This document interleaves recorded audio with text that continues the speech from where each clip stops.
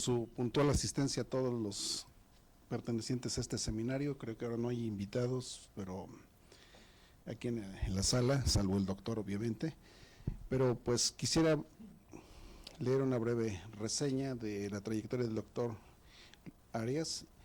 Él es licenciado, maestro y doctor por la Escuela Superior de Física y Matemáticas del IPN, es profesor de tiempo completo de esta misma escuela, es director de tesis, de muchas tesis de licenciatura, maestría, doctorado, autor y coautor de artículos científicos de investigación científica e indexados, miembro de sociedades científicas, miembro del Sistema Nacional de Investigadores e Investigadoras de la actual Secretaría de Ciencias, Humanidades, Tecnología e Innovación, o como se llame ahora. Y tiene una trayectoria pues mucho más amplia que no la puede plasmar aquí, o modestamente no la plasma aquí, pero con eso ya nos da una idea del panorama del doctor. Y pues tenemos la presentación intitulada Teoremas de conversión de energía para estados estacionarios lineales. Luis, muchísimas gracias por aceptar la invitación y pues te escuchamos. Gracias.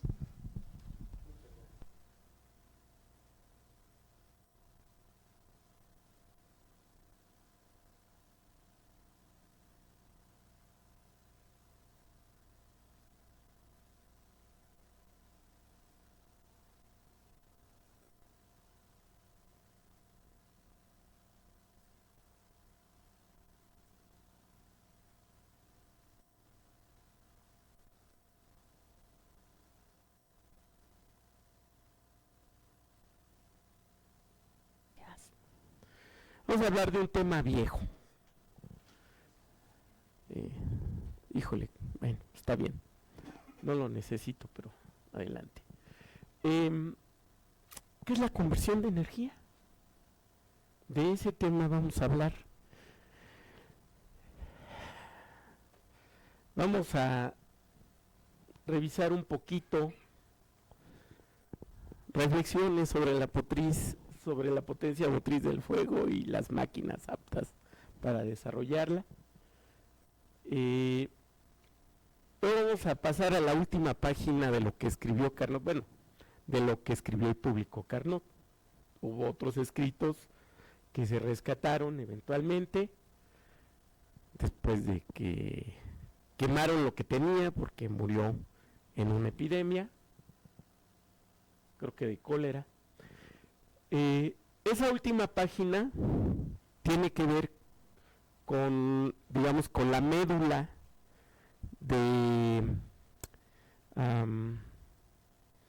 la interacción o la retroalimentación entre la conversión de energía y los diferentes aspectos de la transformación de la materia, o a lo que se refiere la termodinámica en general.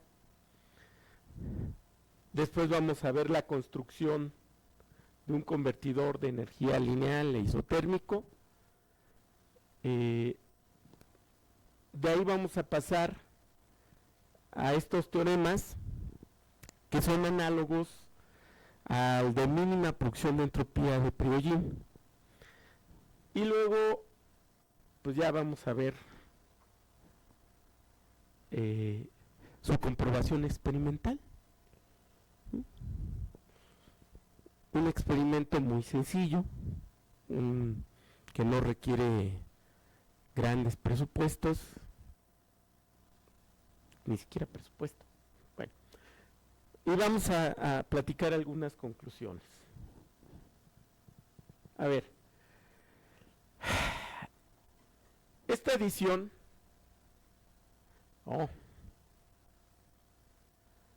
es la edición del Poli del 76 de reflexiones sobre la potencia motriz del fuego, y no viene el subtítulo ahí, pero está ahí arriba, y sobre las máquinas aptas para desarrollar esta potencia. Bueno, este escrito es un texto más o menos corto, y se vuelve importante unos 30-35 años después de la muerte de Carnot, cuando es rescatado por unos colegas. Algo que se destaca, digamos, de lo más sencillo que encontró Carnot, es que encontró la manera de medir o cómo se podía o se debía ver que una máquina, que un motor transformara cierto tipo de energía en otro tipo. Él solamente estaba pensando en el calor, ¿no? Y probablemente acá solamente estaba pensando en el trabajo mecánico, que era lo que existía en 1824. Bueno. Pero decía yo, lo más destacado de este libro fue una formulita que yo creo que todos conocemos y que se conoce como eficiencia de Carnot, ¿no? Y la gracia de esta fórmula es que no depende de las propiedades de los materiales que realicen el ciclo de Carnot, que es de 2 isotermas y 2 adiabatas, y es cuasi estático, etcétera, etcétera. No lo dibuja Carnot. Aquí en su libro no van a encontrar un dibujo de la mano de Carnot de ese ciclo. El que inventó los planos termodinámicos fue Clapeyron, 35 años después. Y es el ciclo que ustedes conocen de los libros de texto. Bueno, este lo agarraron Clausius y Kelvin, y en una carrera muy parejera, muy igualada, descubrieron la entropía. Y la descubrieron volviendo a mirar esta expresión, que es una definición. Nosotros decimos que así vamos a medir el desempeño del motor. Cuánta energía le tengo que dar en forma de calor, ¿no? Cuánto trabajo obtengo de esa energía. Bueno, se regresaron y vieron que había que desechar la teoría del calórico definitivamente, de por sí ya iba de salida, y llegaron a la entropía. Primero Clausius y luego Kelvin. Bueno, entonces lo que tengo aquí,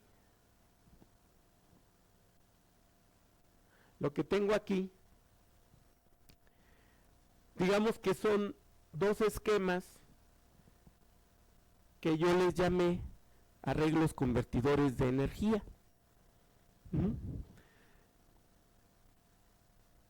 A ver, primero vamos con este. Este está compuesto de 2 cuerpos, uno que entre comillas vamos a llamar caliente, que va a ser el de energía interna más grande, y otro que vamos a llamar frío, caliente y frío nada más para hacer la distinción, que va a ser el de energía interna más pequeña, y va a haber una maquinaria que para todo fin práctico, bueno, no fin práctico, para todo fin del estudio, la podemos considerar completamente reversible. Imaginen poleas, engranes, cuerdas, bandas. Bueno, si uno trabaja con este arreglo, uno puede encontrar este teorema que se conoce como el teorema de trabajo máximo.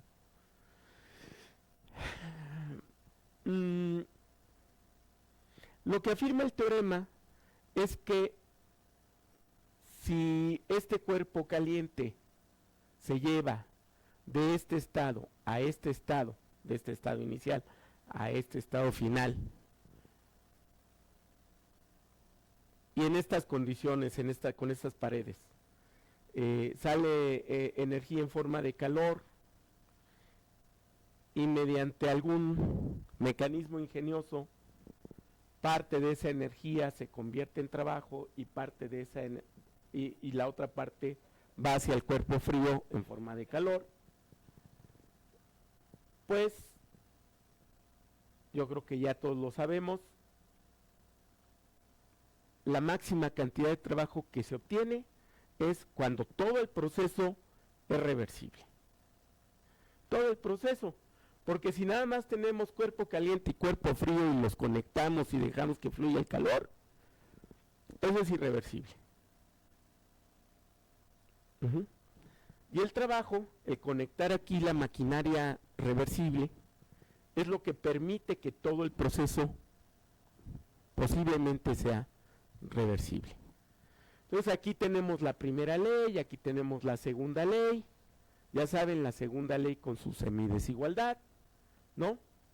Hacemos las cuentitas y llegamos a esta semidesigualdad, a esta otra semidesigualdad, que lo que muestra es que la cantidad de trabajo que se puede convertir, la cantidad de energía que se puede convertir en trabajo, está acotada por estas cantidades.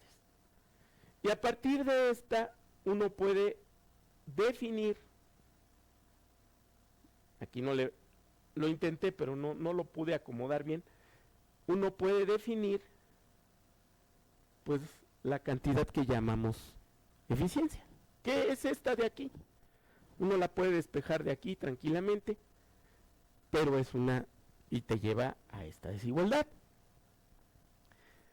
El menor que es para cuando el proceso es irreversible, y la igualdad es cuando el proceso completo es reversible. Pues muy bien. Esto nos permite estudiar la conversión de energía. Bueno, resulta que lo que hizo Carnot, como en muchos casos, no en otros casos, lo que hizo Carnot, pues es un caso particular de esto. Cuando el cuerpo caliente no es cuerpo caliente, es almacén caliente. Cuando el cuerpo frío no es un cuerpo frío, es un almacén frío. Y de todas maneras, pues se conecta a una maquinaria reversible, ¿no? Esa es necesaria, repito, para que posiblemente el proceso pueda ser reversible. Bueno, aunque yo tenga almacenes aquí, este proceso también puede ser irreversible. Aquí lo veo en la segunda ley. Y es reversible todo el proceso cuando el cambio de entropía total es cero. Y yo puedo pasar de aquí a acá. Y la única diferencia es que en este proceso las temperaturas de los cuerpos caliente y frío cambian durante el proceso. Mentí, no es la única diferencia. Hay otras diferencias que no las vamos a tratar en esta plática, pero una rápida es que si yo lo dejo a su libre albedrío, alcanzan el equilibrio termodinámico los dos cuerpos. Es decir, eventualmente el proceso se detiene. Si yo lo dejo así, se detiene. No. Si yo lo dejo libre, jamás se va a detener. Porque los almacenes pueden dar y recibir cualquier cantidad de energía en forma de calor y funcionará para toda la eternidad, excepto que fuera irreversible, ¿no? Entonces lo pongo aquí y aquí se ve que lo que tengo que hacer es poner las temperaturas de los almacenes y se acabó. Y aquí está la expresión de Carnot, siempre y cuando el proceso sea completamente reversible, y si no, pues otra vez una desigualdad. Bueno, pues así empezamos. En el libro que escribió Carnot, no lo vamos a leer, nada más lo traje para que lo tuviéramos por ahí en mente. En el libro que escribió Carnot, en el último párrafo de la última página, advierte que no se debe de intentar utilizar al máximo el combustible o solo utilizar al máximo el combustible para obtener la mayor cantidad de trabajo, ¿no? Que era lo que en la primera mitad del siglo XIX, pues era lo que Watt, déjenme acordar, los que estaban construyendo los motores de combustión interna, en fin, en esa fiesta que empezó en el siglo XVIII de las máquinas térmicas, pues era lo que buscaban, ¿no? Darle carbón y obtener la mayor cantidad de trabajo. Pero Carnot les advierte que no hay que esperar que sea posible aprovechar toda la fuerza motriz, la potencia motriz del fuego, que hay que tomar en cuenta otras cosas: tamaños, resistencia, otras cosas. Y uno dice, bueno, a ver, ¿qué no se supone que si yo cumplo las leyes de la termodinámica, el motor va a funcionar? Sí, sí va a funcionar. Sí va a funcionar. ¿Y cuánto quieres que funcione? ¿O cuánto quieres que te cueste? ¿No? Eso ya no está en las leyes de la termodinámica. Pero ya nos toca a nosotros. Y hay otros procesos. No me quiero meter mucho con eso, pero estudiar la conversión de energía, por ejemplo, en los seres vivos, plantea un montón de retos, muchos retos, porque hay muchas escalas temporales y espaciales, y además esas escalas se mezclan, de repente están mezcladas, se sintonizan, se separan, es realmente complicado. Y todos esos procesos pues llevan miles de millones de años de prueba y error. ¿Así? Prueba y error. El que se equivoca se extingue, ¿no? O si cambian mucho las condiciones a las que estaba adaptado, también existe la posibilidad de que si no logra adaptarse, se extinga. Bueno, en fin, para estudiar la conversión de energía, pues se han hecho muchos modelos. Desde el empírico que desarrolló Watt, casi una artesanía, que pudo reducir el tamaño de las máquinas térmicas, pues yo diría que unas 15 veces más o menos, de las primeras máquinas térmicas a las que diseñó Watt, las redujo. Y además aumentó la potencia. Bueno, un poquito, porque le tenía miedo a la potencia. Entonces, se han desarrollado un montón de modelos, eso es lo que hacemos, modelos, ¿no? En el que del que nosotros vamos a hablar aquí. Bueno, se me olvidó comentar al principio, y pido una sentida disculpa a mis compañeros. Bueno, esto, digamos, es parte de las investigaciones que hacemos en la línea de termodinámica, mecánica estadística y sistemas complejos. Y pues somos varios, de repente nos juntamos y trabajamos en alguna cosa juntos y vamos cambiando de temas, etcétera, etcétera. En general hemos trabajado termodinámica de tiempos finitos, termodinámica de baja disipación, un poquito la de dimensiones finitas, ¿no? Esta no, la de celeridades finitas no. Si nos fijamos acá, ¿no?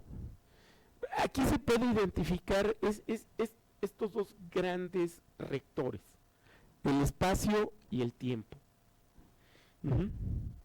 Y todas estas se refieren a eso, ¿no? Por ejemplo, la irreversibilidad del arreglo convertidor de Carnot puede provenir de que sea finito en el tiempo. Bueno, en esta ocasión yo voy a dedicarme a la termodinámica de procesos irreversibles.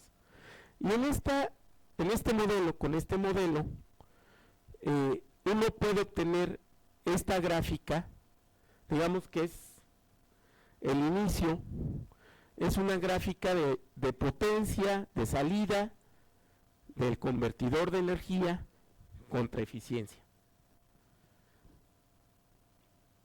Y lo primero que a uno le sorprende son estos rizos. Afortunadamente, se pueden mostrar experimentalmente. Nosotros no, pero otras personas, otros grupos, hicieron experimentos con motores de combustión interna y con puntitos, pues sí más o menos lo reproducen. Debo decir que los motores que utilizaron son más, los rizos que obtienen son así delgaditos, chiquitos, etcétera, etcétera, porque fueron motores de combustión interna. Bueno, en general el modelo predice estos rizos y uno puede identificar aquí dos puntitos interesantes.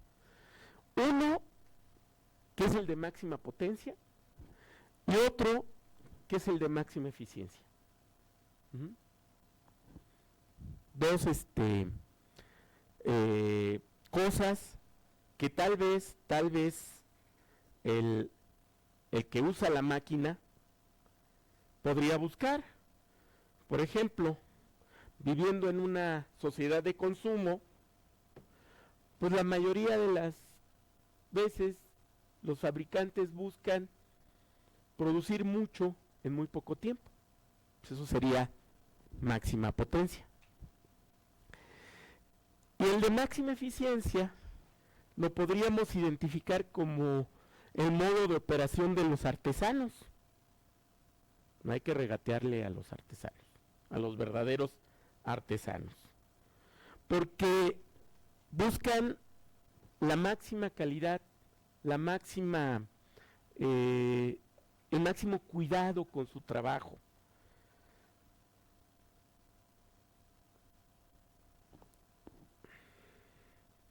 Me voy a poner un cronómetro porque ya nada más me quedan 30 minutos.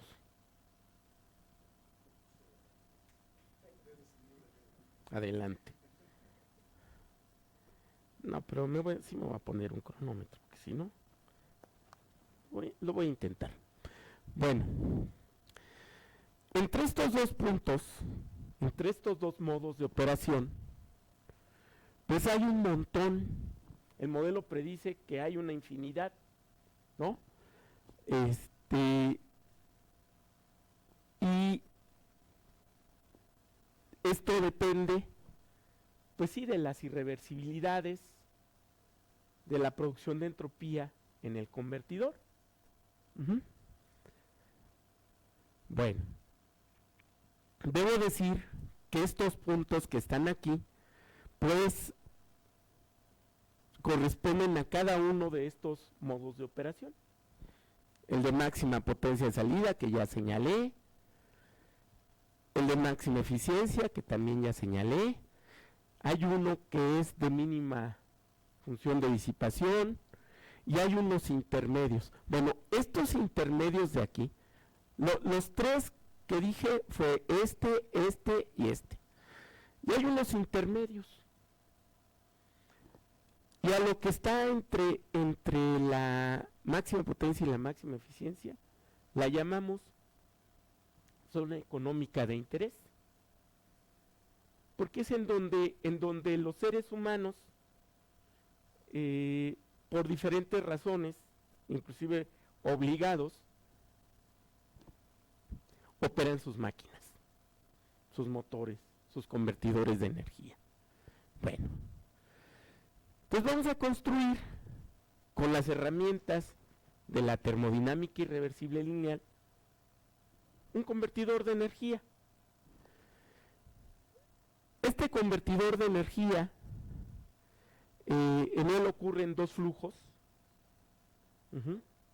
que pueden ser de materia o de energía, en sus diferentes tipos. Miren, aquí dibujé una máquina de Atwood, ¿no? A ver si se acuerdan de la máquina de Atwood, ¿no? Esta máquina de Atwood, o este convertidor de energía, convierte energía potencial gravitacional en energía cinética y al final en energía potencial. Y aunque yo ponga una cuerda ideal y ponga una polea ideal, resulta que esta máquina de Atwood no va a ser de eficiencia 1. Sería de eficiencia 1 porque digamos que la podemos operar a temperatura constante, entonces no tendríamos la limitación de la eficiencia de Carnot, pero resulta que existen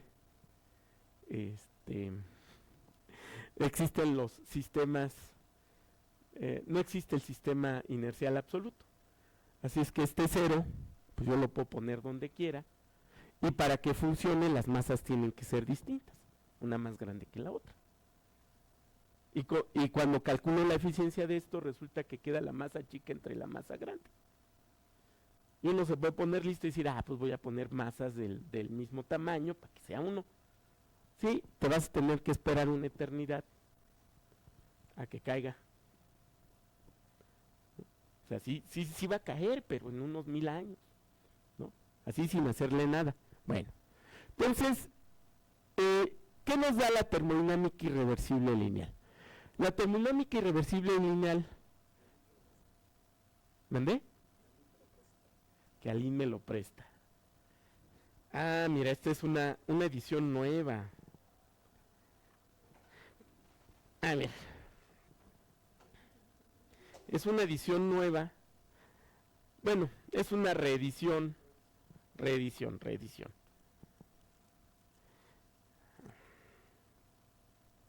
Fíjense que en casi todas las ediciones de reflexiones hay un retrato de Sadi Carnot, nada más que es de cuando tenía 17 años, ¿no? Se ve muy jovencito, muy plebe, pero no trae. Se decidieron por la rapidez. Bueno, ok, entonces, en la termodinámica irreversible lineal hay flujos, hay fuerzas y hay coeficientes fenomenológicos. Por ejemplo, una de estas relaciones entre flujos y fuerzas, ley de Ohm, ley de Fourier, todas las leyes fenomenológicas que en general se propusieron en el siglo XIX,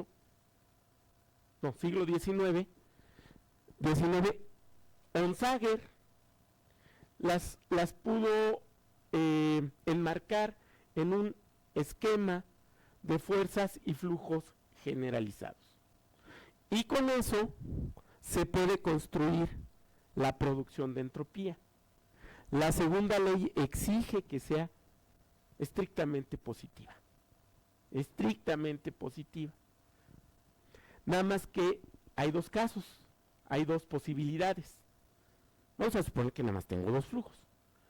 Que los dos flujos vayan en el sentido de su gradiente, como este flujo de aquí, que es el J2, este de aquí, que está en rojo, que va de más a menos. Mayor concentración, menor concentración. Mayor voltaje, menor voltaje, ¿no? Una corriente eléctrica. Y acá, el flujo J1, repito, podrían ir los dos en el mismo sentido, en el sentido volteado, y aquí, así como está, en cuyo caso los dos términos, los dos sumandos de la producción de entropía contribuyen negativamente a la entropía, positivamente a la entropía, y satisface la segunda ley de la termodinámica. Excelente, ¿no? Pero la otra posibilidad es que vayan en sentidos opuestos. Pero para que vayan en sentidos opuestos tienen que estar acoplados. Y uno tiene que promover al otro. Y eso es lo que pasa en la Tierra y en el universo todos los días,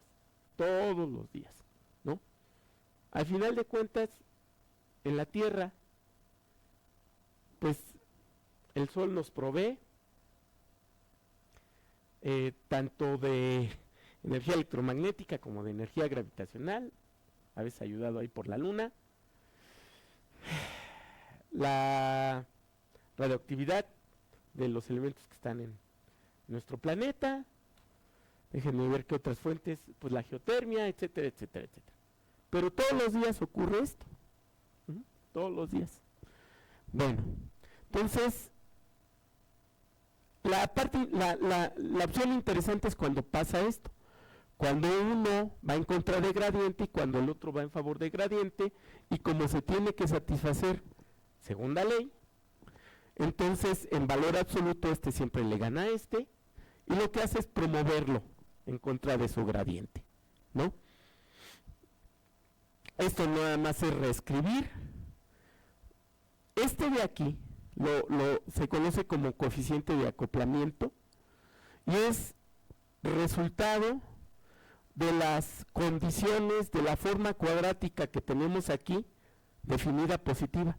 Para que esta forma cuadrática sea definida positiva, pues este tiene que estar entre 0 y 1. O sea, tú construyes esta, metes aquí estos, haces la multiplicación, te quedan los coeficientes, los menores de las esquinas tienen que ser positivos y el determinante tiene que ser positivo, ¿vale? Y de ahí puedes definir esto. Aquí se me pasó, le tenía que haber puesto definición, como acá. Y también puedes definir esta. Miren, esta es una cantidad definida negativa entre 0 y entre menos 1 y 0. ¿Qué pasó? No, esa no la estoy usando. Es de allá arriba, digo, de allá de la cabina. Bueno, ahorita que venga.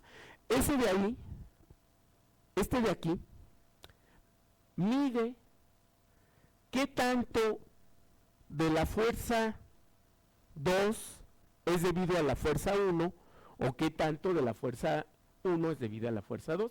Es decir, los efectos cruzados. Esto es algo que Onsager trató de esclarecer muy bien porque venía de los fenómenos de la termoelectricidad y de las relaciones de Thomson, Kelvin después, que digamos puso en un cierto esquema Kelvin la potencia de Seebeck, el calor de Peltier, etcétera, etcétera. Y Onsager se dio cuenta que esos efectos cruzados,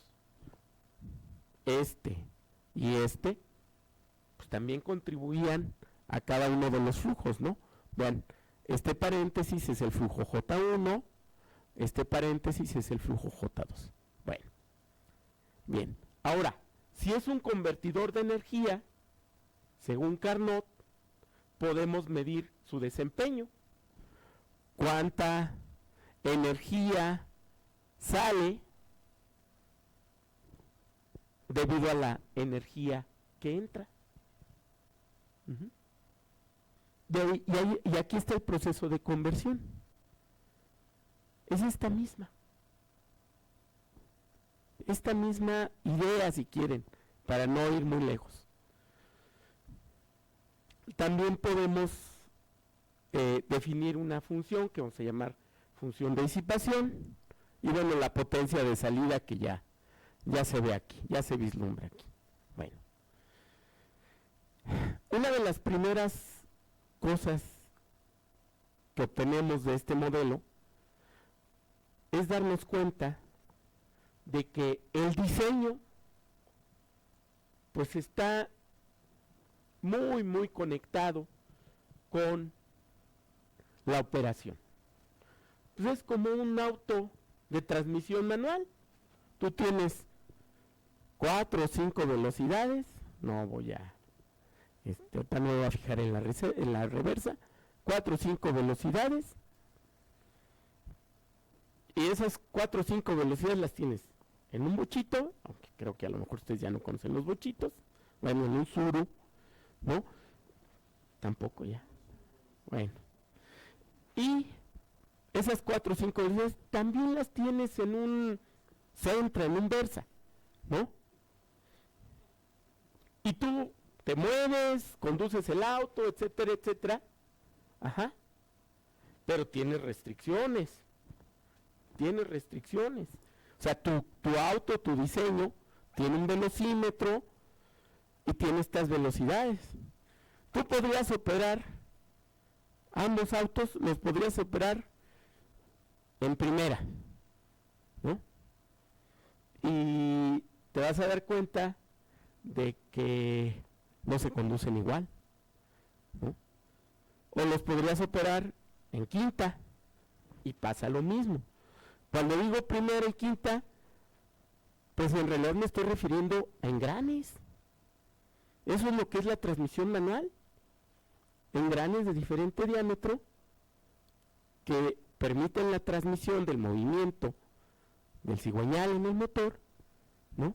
Hacia las ruedas, las que sean las de tracción. Creo que son las de atrás, no sé.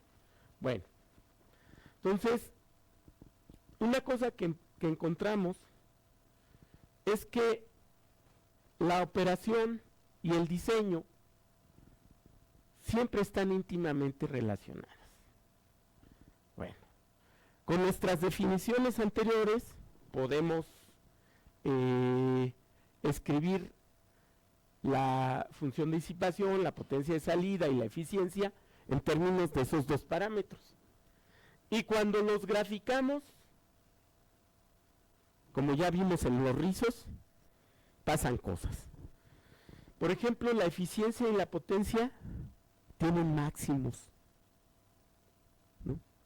Y esto, pues a lo mejor me interesa o no, pero eso lo decide pues, el que va a operar el convertidor de energía para saber si va a obtener ganancias o no, cuándo va a recuperar la inversión inicial, de qué tamaño es el préstamo que tiene que pedir, qué plazos, a qué plazos lo tiene que pagar, todo eso. Entonces, me puede interesar operarlo a máxima potencia. Voy a recuperar muy rápido la inversión. Bueno, no es cierto, ¿eh? No es cierto, no se va a recuperar, de hecho se va a perder. En fin, o me puede interesar operarlo a máxima eficiencia, ¿no? O me puede interesar operarlo a mínima función de disipación y esperar un millón de años a que pasen cosas, ¿no? Y esto es lo que se ve aquí. Entonces tú dices, bueno, pues a ver, vamos a encontrar esos máximos.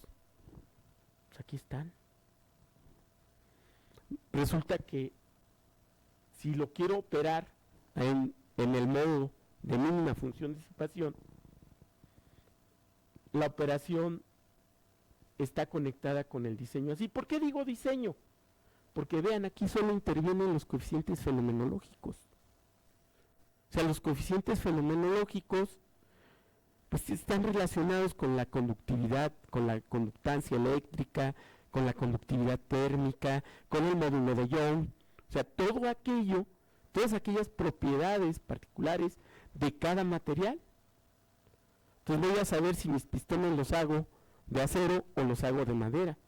Watt intentó hacerlos de madera para evitar fugas de calor, pero no tuvieron la resistencia mecánica suficiente para operar en las condiciones de un motor de combustión interna. No será de combustión externa. Bueno, entonces, esto es lo que se encuentra, ¿no? Y vean, yo agarro mi diseño y eso me dice cosas de la operación.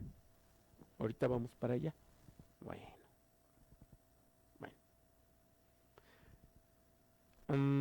Después de trabajar cierto tiempo con otros modelos de convertidores, por ejemplo en los modelos de la termodinámica de tiempos finitos o los modelos de la termodinámica de mínima, esa no la mencioné, es que estaba acá paradita, la de la minimización de la entropía.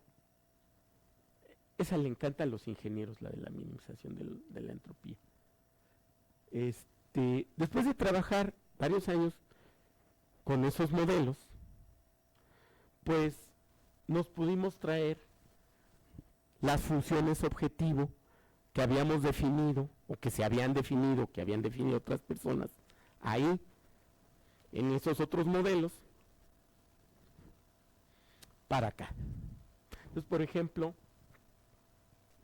nos pudimos traer la función ecológica, que es una función propuesta por el doctor Fernando Angulo Bravo, ¿no?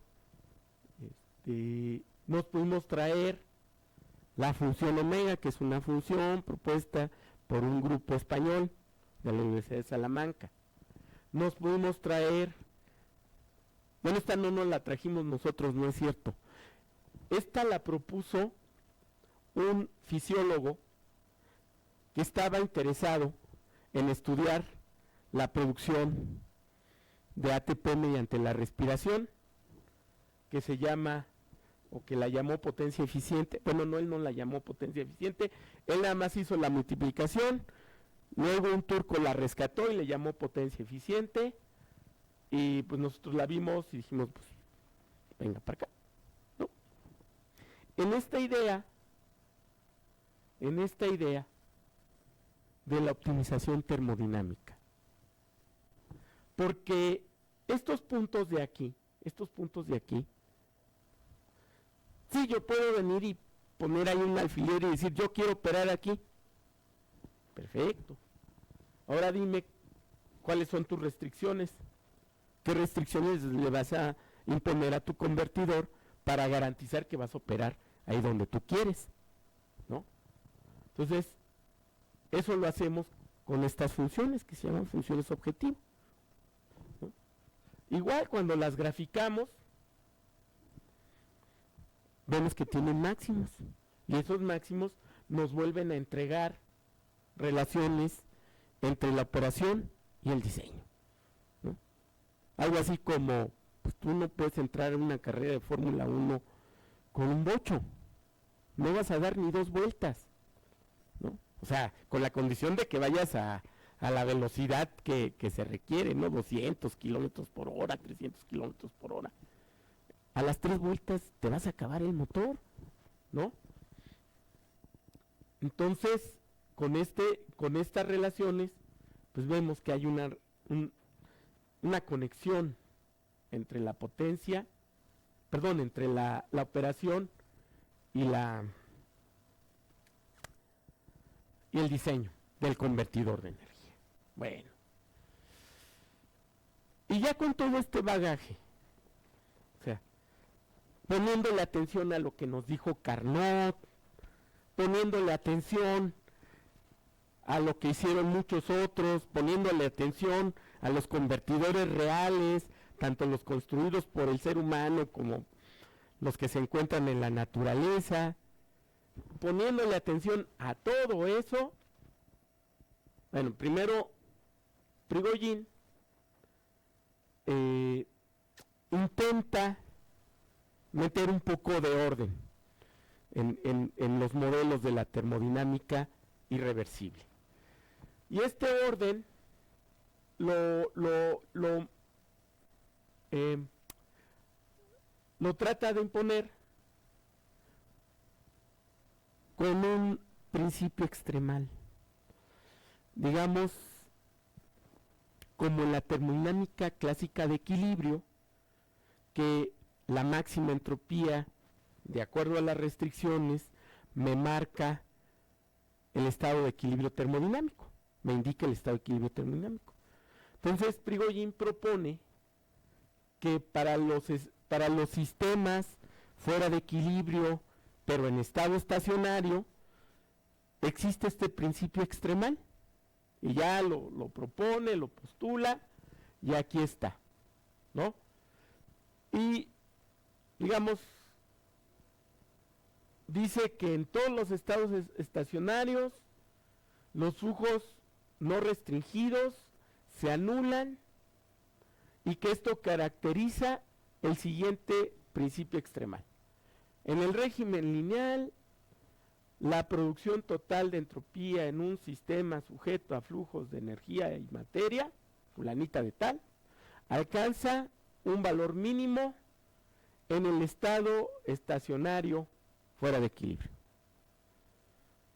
Pero cuando se leyó por primera vez, cuando se empezó a difundir esta idea,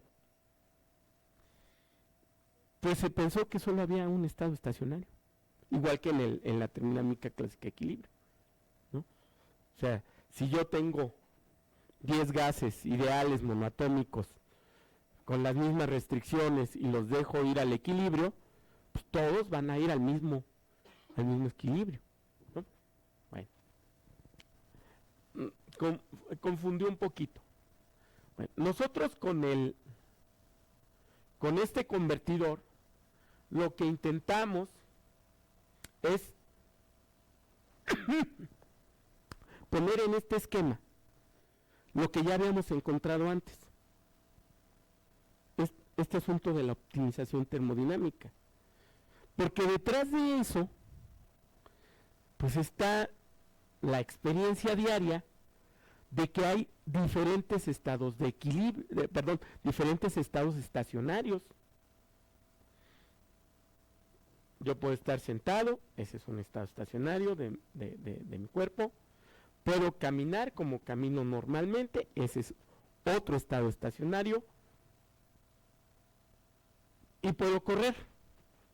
Cada uno de esos estados,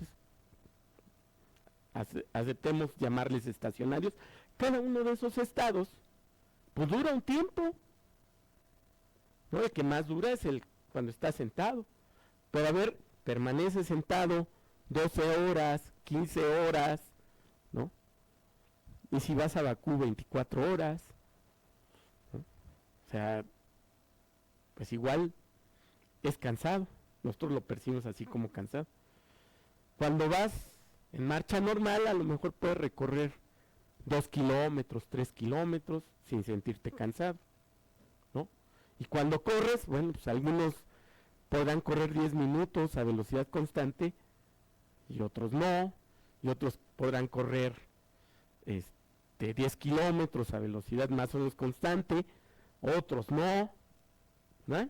Entonces, sí existen diferentes estados estacionarios. En la naturaleza uno encuentra esos estados estacionarios. Entonces, si juntamos esto de acá con esta idea, o con algo que nos pareció análogo a esta idea, podemos usar la idea de la conversión de energía,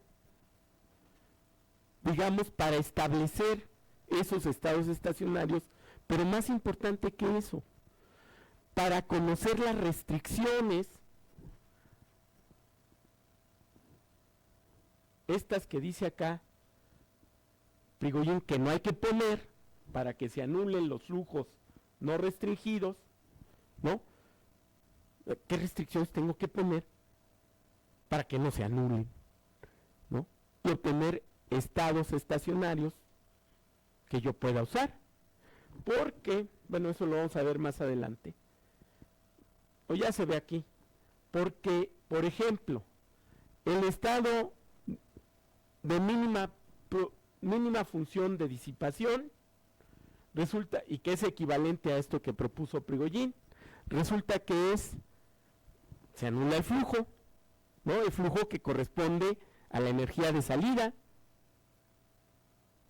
Entonces, ¿como para qué me serviría un convertidor de energía con energía de salida cero? Pues fíjense que sí hay. En los seres vivos hay varios procesos, casi todos los encargados de mantener la temperatura de los seres que tienen temperatura autónoma, ¿no? O sea, ¿cómo le hacemos? Pues para generar calor, energía en forma de calor, y elevar nuestra temperatura cuando estamos en un ambiente de baja temperatura. Bueno, entonces es lo mismo que dice aquí Prigogine, nada más que en el contexto de un convertidor de energía Y en efecto, uno obtiene esta restricción. Vean, este ya lo conocemos, el Q, porque es el diseño de nuestro convertidor. Nosotros lo fabricamos, nosotros decidimos qué ponerle, ¿no? Pero ahora tengo una manera de saber qué restricción ponerle a esta para que ocurra esto, ¿no? Ya lo vamos a ver, lo voy a apurar más. Bueno, Prigogine demostró que ese estado era estacionario porque satisface esta desigualdad. En efecto, el cambio en el tiempo de la función de disipación es negativo. Eso quiere decir que eventualmente irá a un mínimo. ¿Vale? Bueno, entonces comenzamos por aquí, reescribimos esto de aquí y lo escribimos así, ¿no? Pero como ya le conocíamos las tripas a todo lo anterior, pues entonces formulamos, en este caso formulamos 6 teoremas. Ya les dije que pues hay en el modelo pues una infinidad de estados estacionarios, ¿no? Aquí la cuestión es, ¿y cómo los alcanzo? ¿No? ¿Con qué restricciones? Bueno, entonces, por ejemplo, el de máxima potencia de salida, pues ya lo enunciamos y tal, y llegamos a que en el caso de la máxima potencia de salida, el flujo no se anula, es esto, y para lograr que pase esto, tengo que restringir así las fuerzas generalizadas. Bueno, y la condición que ya sabíamos, ¿no? Que es como una consecuencia, un corolario de esto. Y demostramos también pues, que era que alcanzaba un estado estacionario,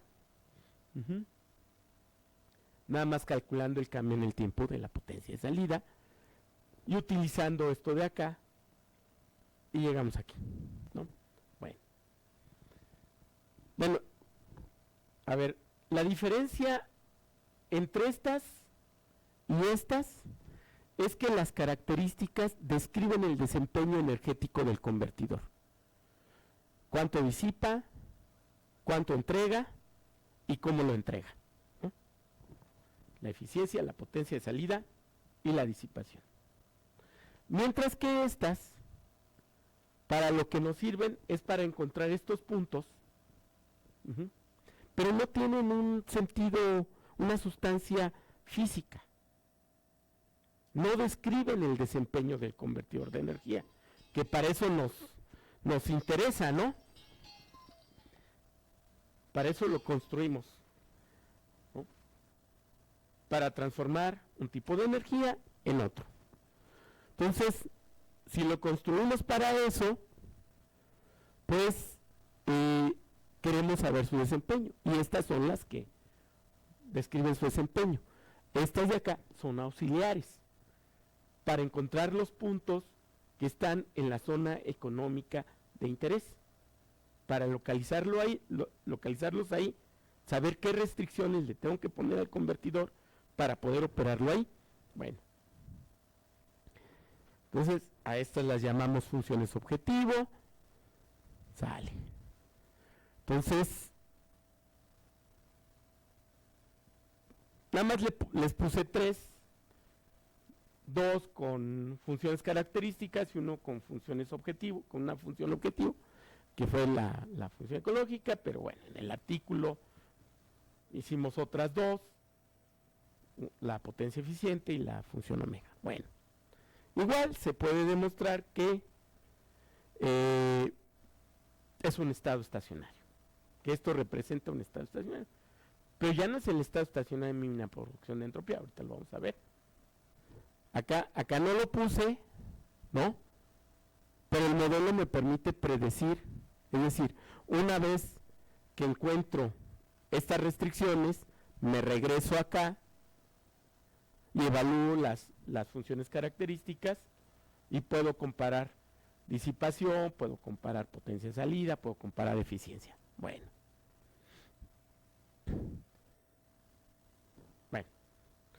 esto no lo habíamos hecho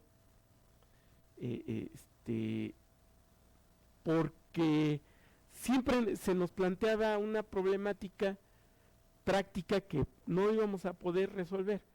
Necesitábamos motor, necesitábamos cosas materiales para digamos, hacer un experimento. Lo que normalmente hacíamos pues era agarrar los experimentos de otros, los reportes de otros. Hay muchos reportes del desempeño energético de nucleoeléctricas, de termoeléctricas, de geotérmicas. En todo el mundo siempre se está convirtiendo energía, generalmente de algún tipo de energía a energía eléctrica, ¿no? Entonces hay reportes y históricos, entonces uno puede tomar eso y ver si esto empata. Eso lo hicimos con la termodinámica de tiempos finitos y con otros lo hicieron con la termodinámica de baja disipación, etcétera, etcétera. Bueno, ya. Pero se presentó esta oportunidad que la propuso el profesor, ahora el profesor César Román Martínez García. Él estaba trabajando, él era estudiante aquí en la escuela y estaba trabajando en el laboratorio de electrónica con el profesor Edgar, lamentablemente falleció, y vio que se podía,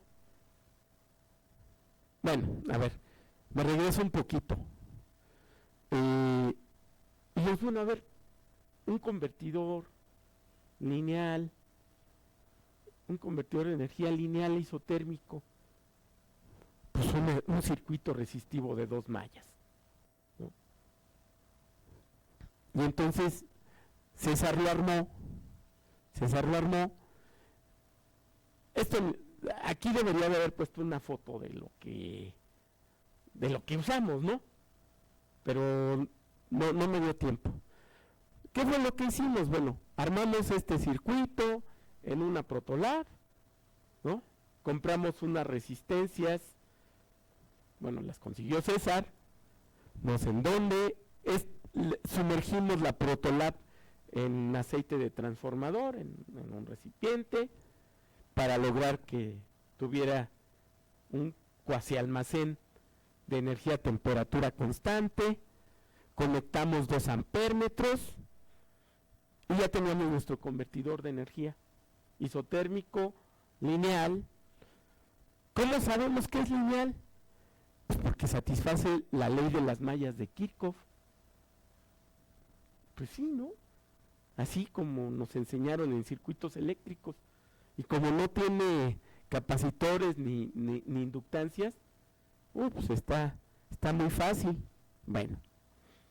Una de las cosas que hizo Onsager, más bien que no hizo Onsager, cuando propone el esquema general de flujos y fuerzas, no nos dice cómo encontrar los flujos y fuerzas generalizadas.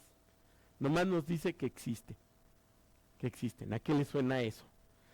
Pues a lo de siempre, ¿no? Existen. Ah, pues sí, qué bueno. ¿Y cómo los encuentro? Ah, no, pues eso ya quién sabe, ¿no? No lo dijo así Onsager, ¿no? Hay por ahí el principio de Curie, que dice que no se pueden acoplar flujos y fuerzas de diferente carácter tensorial. Eso ayuda, ¿no? Algunas experiencias anteriores también ayuda, etcétera, etcétera.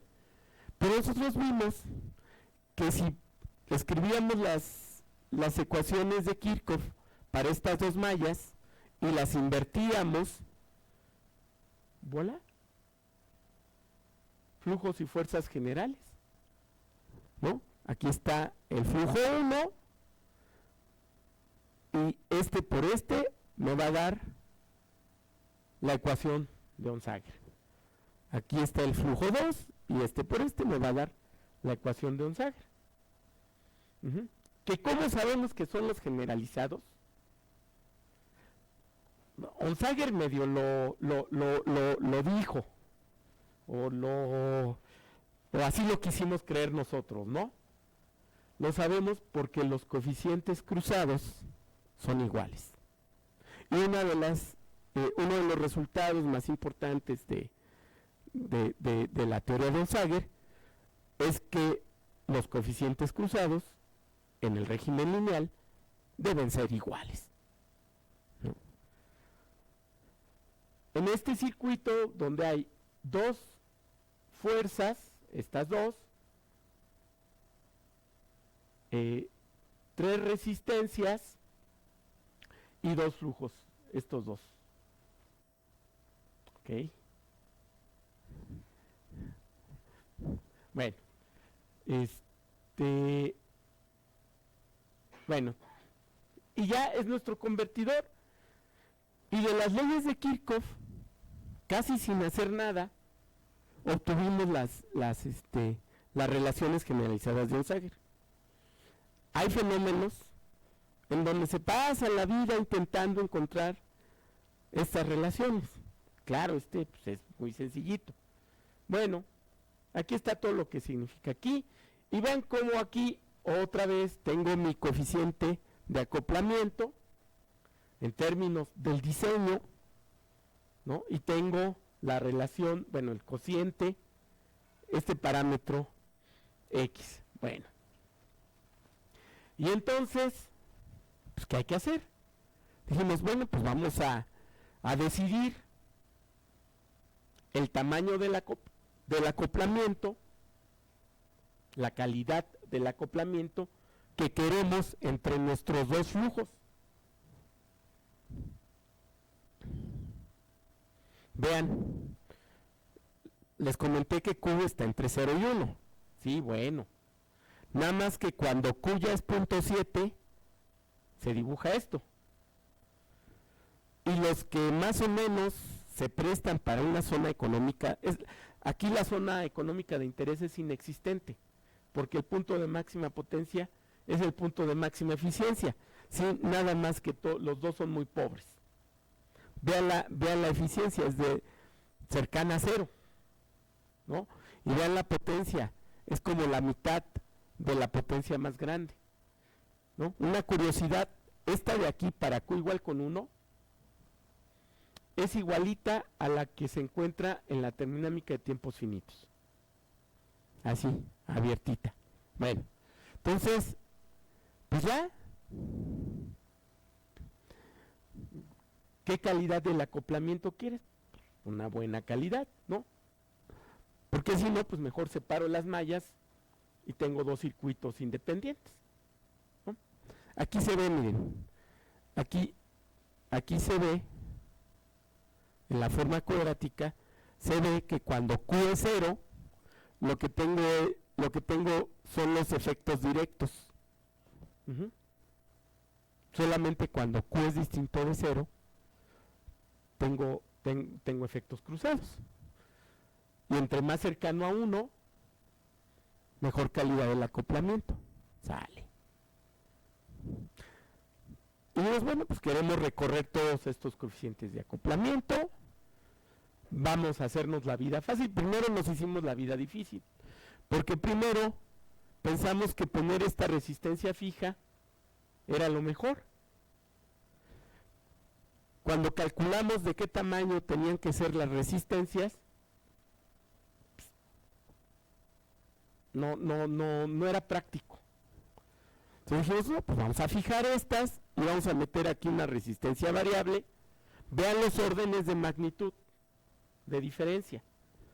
Aquí son 100 ohms, y acá son 2000, 4000, una es de 19900. ¿No? ¿Por qué creen que pasa esto? Pues porque cuando esta es muy grande, se convierten en un solo flujo. Porque ya no pasa por ahí. Ya por aquí no pasa nada, ¿no? Bueno, entonces, con estas expresiones, con esta expresión, calculamos R2, la resistencia del medio, ¿no? le damos R1 y R3, le damos Q, bueno, nos damos Q, y con eso calculamos todas estas resistencias. Estos son los coeficientes fenomenológicos, no son relevantes los números, ¿no? Pero esto es el diseño de mi convertidor, ¿no? Aquí es donde fijamos los coeficientes fenomenológicos de Onsager. Los puse para que veamos que no son directamente las resistencias. No lo son, aquí se ve. Aquí se ve que no lo son. Este es L11, este es L22, este es L12 y este es L21, que son iguales, ¿no? Y hay que meter las resistencias, hacer las divisiones y no. Los fenomenológicos, los coeficientes generalizados de Onsager son estos, sale. Y ahí está el diseño. ¿Cómo pude diseñar mi convertidor? Pues aplicando leyes de Kirchhoff y imponiendo este acoplamiento, ¿no? Bueno. A ver, déjenme ver. Ok, bueno, y luego acá, ya que tuvimos nuestro diseño, ahora viene la operación. Y operamos en cada régimen de los 6 que estudiamos, de acuerdo a las conclusiones de los teoremas, pues cada uno de los regímenes de operación, por ejemplo el de mínima función de disipación. Aquí, si se fijan, el voltaje de la fuente 2 es fijo, 12 volts. Y entonces necesito sintonizar la fuente 1 de acuerdo a esto. De acuerdo con esto. ¿Sale? Los puntos, que son estrellas, picas, triángulos invertidos, los puntos son los datos experimentales. Las curvas es lo que predice el modelo. O sea, yo con esto puedo predecir cómo va a ser esta y la dibujo. Y luego voy acá, me falta un voltímetro aquí, y mido este voltaje, ¿no? De hecho, repito, lo sintonizo. ¿Cómo lo sintonizo? Con esta expresión, ¿no? Yo conozco las resistencias, conozco la fuente 2, el voltaje de la fuente 2. ¿Por qué tiene que ser el voltaje de la fuente 1? Porque si lo quiero a mínima función de disipación, tiene que satisfacer esto, ¿no? Entonces pongo ahí mis resistencias, todo el cálculo que hice con las leyes de Kirchhoff, y llego acá, con esto. Lo mismo para todos los demás. Vean como el de máxima potencia eficiente está medio feo, ¿no? Pero igual pues, se puede calcular y se sintoniza la fuente. Entonces la sintonizas,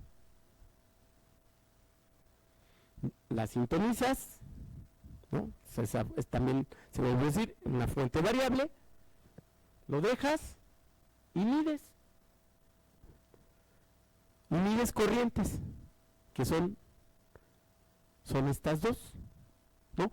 Estos son todos los voltajes descritos por estas restricciones, ¿no? Las predicciones y los datos experimentales. Y estas son las dos corrientes, la del flujo manejado, la corriente manejada, y la manejadora. Hay tolerancias, pero no se ven, aquí se ven más, en esta se ven más las barras de error, ¿no? Pero la verdad, cualquiera puede hacer el experimento y verificar que las desviaciones son extremadamente pequeñas. Miren, nada más aquí, hay un código de colores, que se me olvidó decirlo.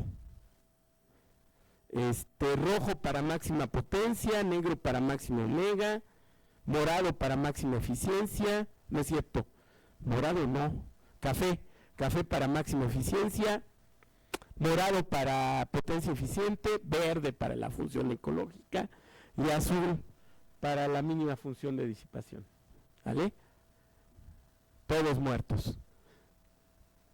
Pues sí, ¿no? Porque ahí es cuando menos se disipa. Bueno, entonces, pues miren, aquí, que es el de la eficiencia, pues hay una pequeña desviación, muy pequeña. Y luego acá, otra pequeña desviación. Y luego acá en la del máximo omega, también hay una pequeña desviación. Pero repito, esto se puede volver a hacer las veces que quieran. Y ya, van a ver que las desviaciones son mínimas. Bueno, y luego ¿qué hacemos? Bueno, pues lo que hacemos es ver el desempeño energético, comparar el desempeño energético pues, en cada uno de los regímenes de operación, ¿no? Nos regresamos, evaluamos las funciones características en cada régimen, en cada uno de los regímenes de operación. Las curvas es la predicción, son la predicción del modelo, y los datos experimentales son los puntos. Aquí encontramos, aquí se puso más rejega la función omega, ¿no? Que es esta de acá. Esa la tuve que hacer bien chiquita, pero esta es la más complicada de todas. Seguramente por ahí hay alguna inestabilidad, ya saben, las resistencias tienen tolerancias, las fuentes no siempre están bien reguladas, etcétera, ¿no? Pero por lo demás, lo pescamos todo, ¿sale? Bueno, ¿qué podemos concluir de esto? A ver, este modelo es extremadamente sencillo, muy muy sencillo, pocas hipótesis. La mayor restricción es que tiene que ser en el régimen lineal, es decir, tiene que ser en un régimen que no esté muy lejos del equilibrio, ¿no? Cierto. Pero a este circuito nosotros no le tuvimos ninguna consideración. Pero la única consideración que le tuvimos fue, bueno, te vas a meter en aceite para que el calor de Joule se vaya, lo absorba el aceite, ¿no? Bueno, entonces se construyó un modelo de convertidor de energía muy, muy sencillo, ¿no? Este modelo predice tantos estados estacionarios como fuerzas se puedan restringir, que fue lo que hicimos, ¿no? Es decir, ¿qué instrucción tiene que mandar mi cerebro para que yo corra? Te va a pasar algo, córrele, ¿no? Y entonces se activan los mecanismos, ¿no? Se segrega adrenalina o lo que sea que pase, ¿no? Y eso fija las condiciones pues, para que tú puedas correr por lo menos 10 minutos, ¿no? Entonces, predice estos estados estacionarios, el modelo, pues resulta que se pueden comprobar estas predicciones. Se construyó un experimento muy, muy sencillo, con el cual se pudieron comprobar estas predicciones. Y entonces ya nos regresamos. A lo largo de todo el desarrollo de la termodinámica, sea esta de equilibrio o fuera de equilibrio, el fenómeno de la conversión de energía ha dado muy buenos frutos, muy muy buenos frutos. Nada más nos dio la entropía, pero ha dado muchas otras cosas, ¿no? Entonces, la optimización termodinámica es un elemento de la termodinámica que debe de ser incorporado al esquema. Porque cuando construimos máquinas para usarlas en nuestra vida diaria, siempre está ahí presente. Entonces, bueno, la ponemos bien, ¿no? La modelamos, la tratamos de modelar, ¿no? Para poder encontrar nuevos aspectos con la conversión de energía de la termodinámica, ¿no?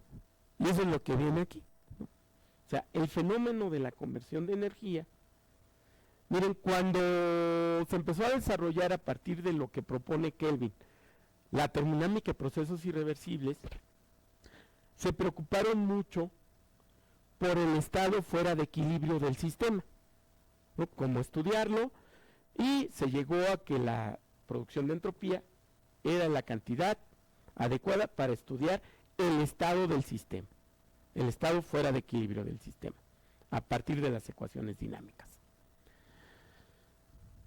Pero la relación del sistema con los alrededores, pues en la vida cotidiana también importa, también interesa, ¿no? Y eso es lo que nos da la conversión de energía, porque eso es lo que ocurre en un sistema cuando entran flujos y salen flujos. Eso es lo que pasa, ¿no? Sí entra un flujo de energía y sale un flujo de energía, sí, pero ¿cómo sale ese flujo de energía? Ah, pues sale dividido en dos, uno en forma de calor y otro en forma de trabajo. Ah, perfecto, ¿no? Y entonces ya, a partir de eso, puedo empezar a elaborar. Estas serían las referencias. No hay mucho que decir de las referencias. Digamos que las puse.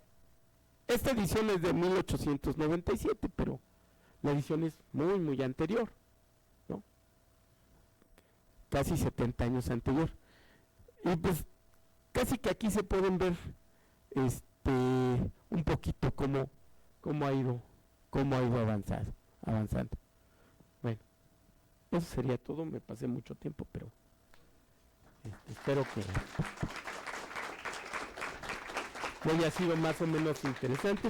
Si tienen alguna pregunta. Hola maestro, buenas tardes. Disculpe, una pregunta, no alcanzo a entender muy bien en donde están las gráficas de las de color naranjita, no sé cómo llamarlas. ¿Ay, naranja? ¿Así estás? Bueno, como amarillo, naranja. Sí, pero estas, sí. ¿Qué tiene? ¿De qué depende el hecho de que en todas aparezca un negativo con este factor de acoplamiento? Ah, porque fíjense que aquí está la definición, por eso les digo que aquí está la definición de esta cantidad, ¿no?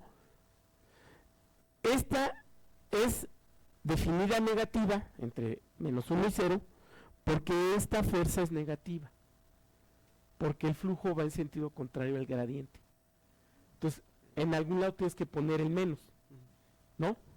Entonces, como estos dos son definidos positivos y esta va a favor del gradiente y por tanto es positiva, pues nada más te queda esta. Entonces, esta es negativa, ¿no? Pero este signo sale directo de aquí. Si hacemos la derivada de esta con respecto de x, a q constante, ¿no? Me va a quedar 2x más 2q, ¿no? Igual con 0. Y cuando la despejo me queda x igual a menos q, ¿no? Sí, no, si hubiera salido diferente, sí me preocupo, ¿no? Porque es la construcción, ¿no? Es la construcción del modelo. Entonces tienes que ir checando la consistencia. No puede ser sencillo el modelo, pero no puedes violar las leyes de la termodinámica. Sí, gracias. Hola, buenas tardes, profesor. Disculpen. Buenas tardes. Le agradezco antes que nada pues, la presentación. Y Gracias. pues a mí me gustaría preguntarle sobre la función ecológica, porque veo que nos puso la función de la máxima potencia, la función de la máxima eficiencia, pero precisamente ahí y veo que también la función ecológica la menciona un par de veces a lo largo de la presentación. ¿Qué es lo que la diferencia de la máxima potencia y la máxima eficiencia? Sí. Eso Eso lo vamos a ver aquí en la comparación del desempeño. Vean. Aquí están todas las disipaciones de los regímenes de operación estudiados. La roja, como dijimos, es la que corresponde al modo de operación de máxima potencia. Es la más grande de todas. Y como tenía que ser, la más pequeña de todas es la del régimen de mínima función de disipación. Entre esas dos está el resto, ¿no? ¿Sí? Bueno. El verde corresponde a la función ecológica. Vea cómo tiene una disipación, sí, mayor que la de mínima función de disipación, pero mucho más pequeña que el régimen de máxima potencia. Ajá. ¿Qué significa la disipación? Pues la disipación es contaminación, es degradación, es un uso ineficiente del combustible, son ciclos de mantenimiento más frecuentes y más costosos. En eso se traduce la disipación, ¿no? En las máquinas, en los motores que andan por ahí circulando, si no le cambias el aceite, si no revisas tus frenos, etcétera, etcétera, pues todo eso son síntomas de la disipación, de la producción de entropía. Entonces, la función ecológica se diferencia de la máxima potencia en que su producción de entropía, su disipación, es pequeña. Es un 75% menor que la que se produce aquí. Y esta es la más grandota de todos los regímenes de operación. No solo de los que estudiamos aquí, sino de todos. Muchas gracias, profesor. Pues no me dejó decirle bueno. las mejores noticias, espéreme. Vea, aquí tengo la potencia de salida y claro, como es de esperarse, la más grandota pues es la de la máxima potencia, la del régimen de máxima potencia. Pero la potencia de salida del régimen de máxima función ecológica pues no está tan lejos. En cambio, la de mínima función de disipación es idénticamente cero, tanto teórica como experimentalmente, ¿no? Entonces, ¿cuál es la ventaja de la función ecológica? Que obtienes una potencia de salida razonable y una disipación también razonable, ¿vale? 75-25. Se produce el 75% de la potencia que se produciría a máxima potencia, pero solo el 25% de la disipación que se producirá a máxima potencia. Y vea, ya por último, la eficiencia. La eficiencia más pequeña es la de máxima potencia. Por eso les decía que aquel que piense que produciendo mucho en muy poco tiempo va a obtener muchas ganancias, estamos pensando en un mercado justo, pues no es cierto, porque es la menor eficiencia de todas. Y como debe de ser, la mayor es la de máxima eficiencia, pero vea dónde está la de la ecológica. Está muy cerquita. Se defiende. Bastante. Ya voy a dejar que me pregunten otra, pero es esta zona. ¿Sale? Bueno. Gracias, profesor. Hola, profesor. Gran conferencia, gracias. Yo le quería preguntar precisamente de esa diapositiva donde tenía, en la zona económica de interés, mencionó, o lo ha mencionado ya repetidas veces, que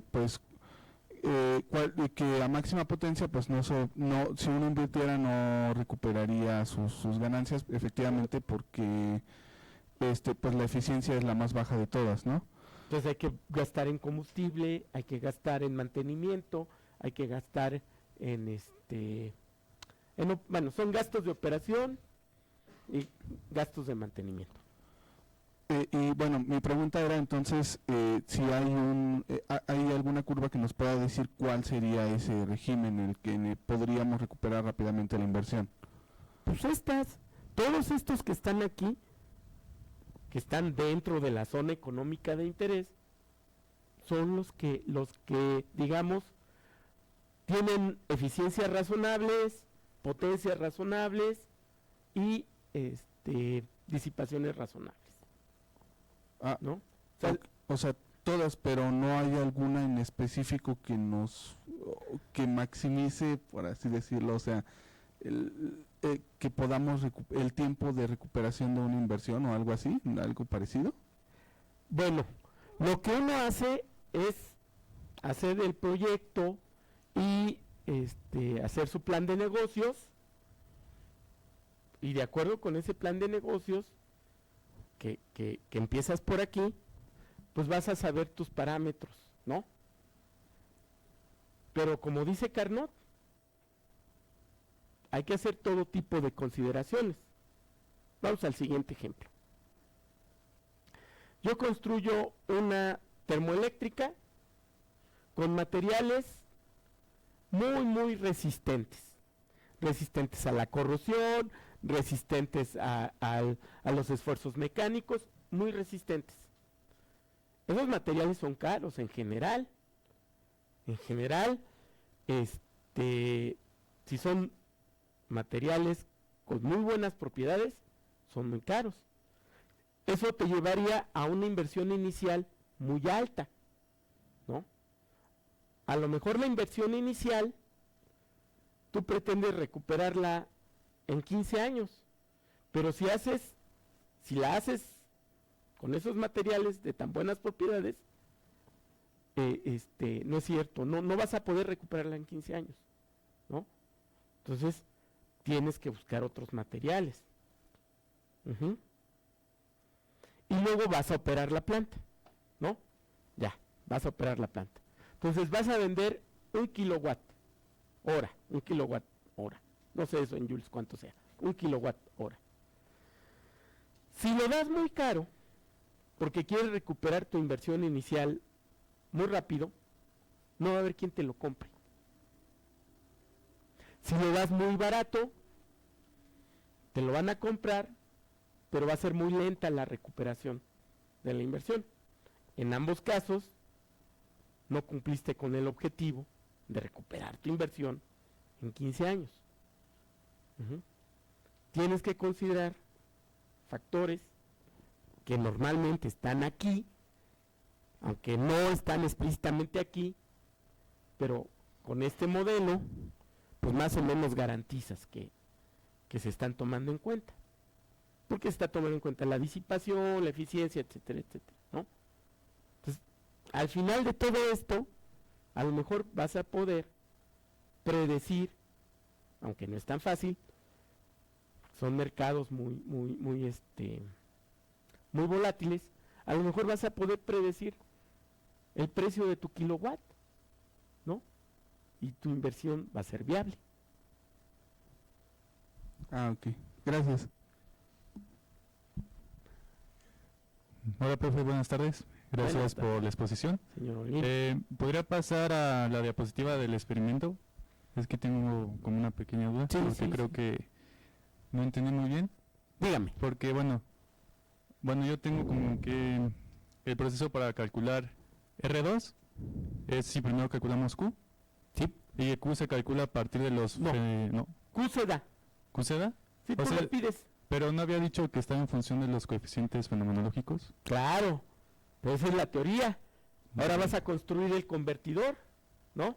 Okay. Y quieres garantizar esta calidad del acoplamiento. O sea, este coeficiente que sale de acá, directamente de la segunda ley de la termodinámica, y en efecto está en función de los coeficientes fenomenológicos, ¿no?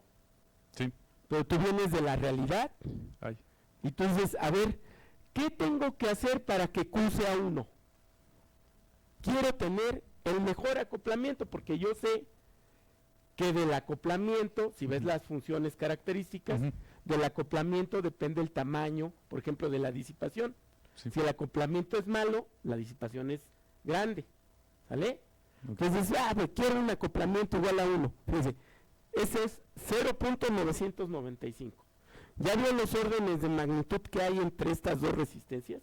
Sí. ¿No? Pues es mucho, por eso era mi duda. Es grandísimo. Sí. ¿No? Entonces, Claro, porque tú quieres que el acoplamiento se acerque, o sea, estás pidiendo, no quieres, estás pidiendo. Dese cuenta que esto no es práctico.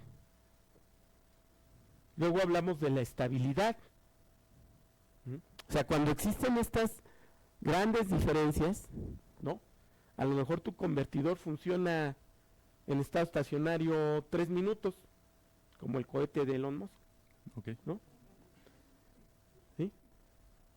Pues es que era un tanque, el tanque de combustible más grande que se ha construido, ¿no? Bueno. Y bueno, y en ese caso, ¿cómo experimentalmente llegamos a ese Q? O sea, ¿cómo se mide? No. Es que no llegamos experimentalmente. O sea, usted es una condición que nosotros ponemos. ¿Y cómo le imponen el experimento? Con las resistencias. De hecho, con la resistencia variable, ¿no? Ok. O sea, yo fijo esta resistencia. Sí. O sea, también considérenos, no, o sea, nosotros no hacemos experimentos. Hicimos este porque estaba facilito, ¿no? Y barato, ¿no? Entonces, fijamos esta resistencia y esta resistencia, bueno, las fijó César y Gabriel, ¿no?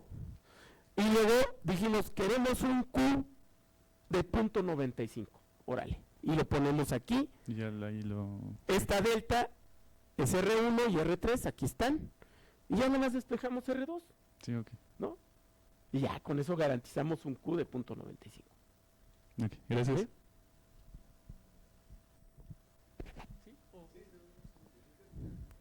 Gracias por la plática.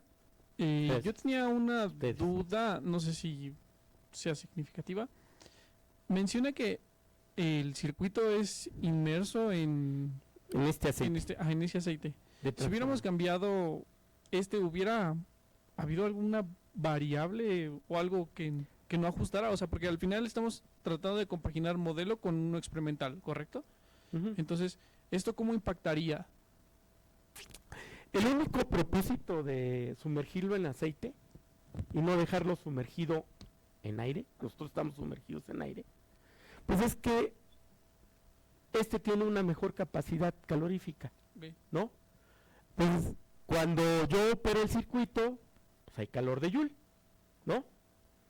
Y lo que intento es que se vaya rápido Ok. al almacén para garantizar la condición de isotérmico, ¿no? Pues eso, igual otra vez, venimos de la realidad. Este de aquí es infinito como debería de ser un almacén que se precie de serlo. No. Pero los valores relativos de los tiempos de relajación, del espacio que ocupa, etcétera, etcétera. O sea, las resistencias si las han visto, ¿verdad? Sí las han visto, ¿verdad? Son unas cositas así, ¿no? Entonces,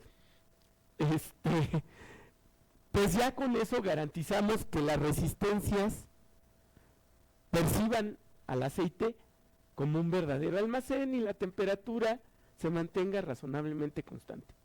Puedo cambiarlo y ponerle glicerina y le puedo poner alguna otra cosa, pero como el propósito nada más es tener una temperatura constante, lo único que es que no vaya a ser corto. Ok. Gracias. Buenas tardes. Buenas Gracias. tardes. Mi pregunta está muy relacionada con lo que preguntó mi compañera acá, Gabriel, sobre el factor Q, porque inicialmente en la presentación, cuando estábamos, por ejemplo, en la lámina 2, que fue que lo anoté, en la gráfica estaba allí, hablábamos de que... ¿La lámina 2? La siguiente, en esa gráfica. ¿Aquí? Ajá, sí, en Sí. esa gráfica. Hablábamos que el factor Q tenía que ver con las características físicas de lo que estuvieses trabajando, ¿no? Como la capacidad calorífica, y usted mencionó otras cosas. Pero aquí estamos viendo solo un valor. Entonces, ¿cómo hacen para hallar ese valor? Ustedes en su experimento lo están poniendo a mano, pero si yo tuviera un sistema mucho más complejo, donde yo necesitara tener el Q de antemano para lo demás que quiero hacer, entonces ¿cómo lo obtendría? Si tiene que ver con tantas características del sistema, ¿no? Bueno, pues así como lo hicimos nosotros. Ya, a ver. Pero es que ustedes no lo hallaron, ¿no? Lo No, colocaron, lo ustedes quisieron pusimos que a este mano, fuera lo esa Q. pusimos, nosotros dijimos, yo quiero, a ver, yo veo estos rizos, Ajá, de estos rizos. Ya sé que Q igual con 1 nunca lo voy a tener. Y ya sé que Q igual a 0.7, este de aquí se dibuja con Q igual a 0.7. Ya sé que con Q igual a 0.7 no me conviene, ¿no? Entonces, yo decido fabricar mi convertidor de energía. O sea, aquí la cosa es que yo construyo el convertidor. Yo lo construyo y lo voy a construir de acuerdo a lo que quiero, ¿no? Entonces yo decido, yo digo, bueno, pues de 0.9 a 0.995 es un buen acoplamiento.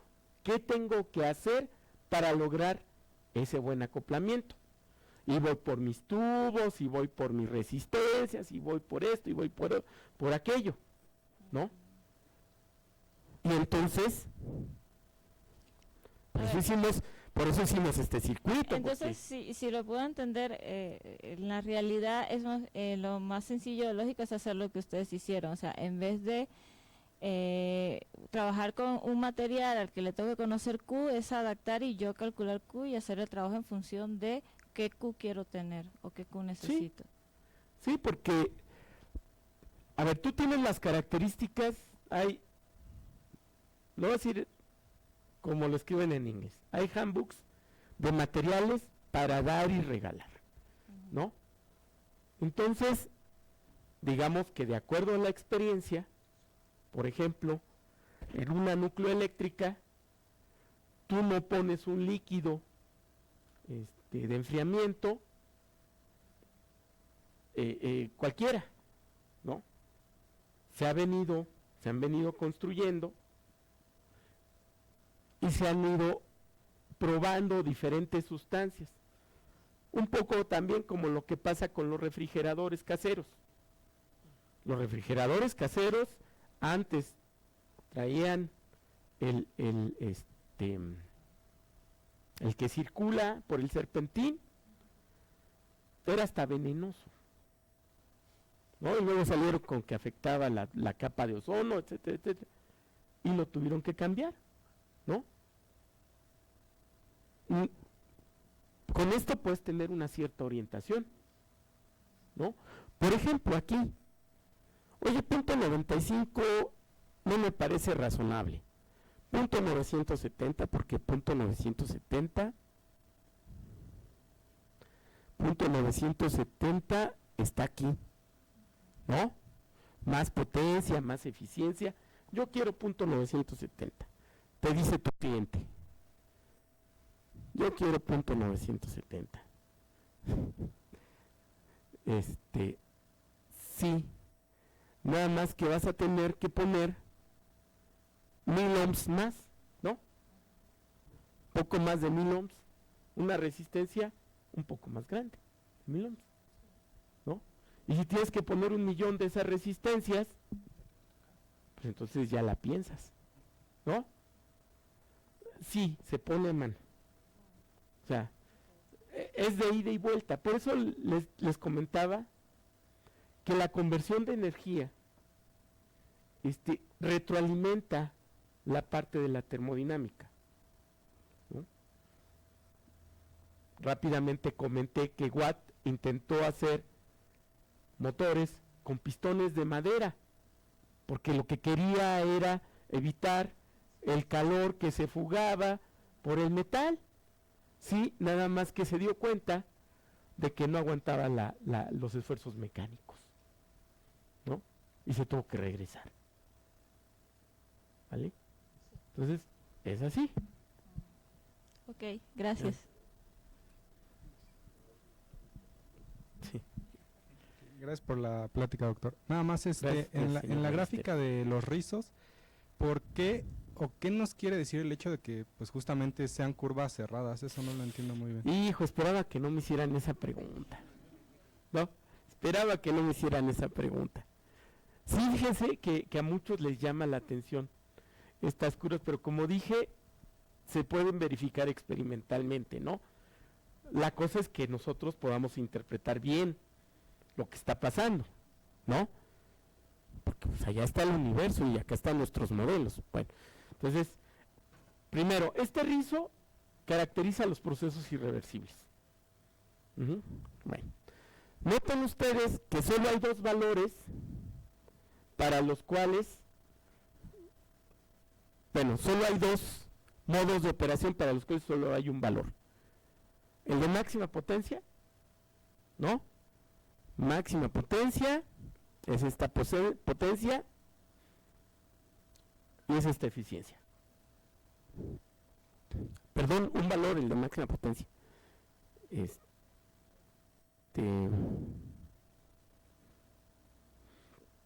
Pero para la máxima eficiencia hay dos valores de potencia, ¿no? Según yo. O sea, me estoy agarrando este rizo donde están todos los puntitos, ¿no? Entonces, no es cierto, ya ven, ya me equivoqué. No es cierto lo que estoy diciendo. Este también tiene dos valores no es cierto, este es un valor de potencia. No, a ver otra vez. Ayúdenme. Este punto de aquí, ese sí es un evaluado, ¿no? Sí, ese sí es un evaluado. Una potencia, una eficiencia. Sale. Este no es un evaluado. Hay dos eficiencias para una sola potencia, ¿no? Y todos los demás son así. Todos los demás. Entonces regresemos al bochito, ¿no?